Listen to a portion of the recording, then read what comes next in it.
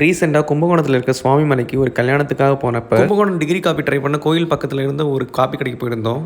அந்த கடை ஓனரான 3 டபரா சட்டையும் கழுவி வச்சு அதில் இருந்த 3 டம்ளர்லையும் 2 தேக்கரண்டி சக்கரை அள்ளி போட்டு காஃபி ஃபில்டர்லேருந்து சூடான டிகாஷனை ஒரு டம்ளரில் கலெக்ட் பண்ணி 3 காப்பர் டம்ளர்லையும் சரிசமமாக பிரித்து விட்டு ஸ்டவ்வில் கொதிச்சுக்கிட்டு இருந்த மாட்டுப்பாலை ஒரு கப்பில் எடுத்து அதை சரிசமமாக 3 டம்ளர்லையும் இழுத்து விட்டு திருப்பியும் ஒரு டம்ளரில் கொஞ்சம் டிகாஷனை பிடிச்சி 3த்துலேயும் கொஞ்சம் கொஞ்சமாக விட்டு அப்படியே அலேக்கா டம்ளரை எடுத்து ஆவி பறக்க 3 காஃபியையும் டேபிளில் கொண்டு வந்து வச்சுட்டாரு. அந்த 3 டம்ளர்லையும் காஃபியை பார்த்தா அப்படியே 80ஸ்க்கு போன மாதிரி ஒரு ஃபீல்.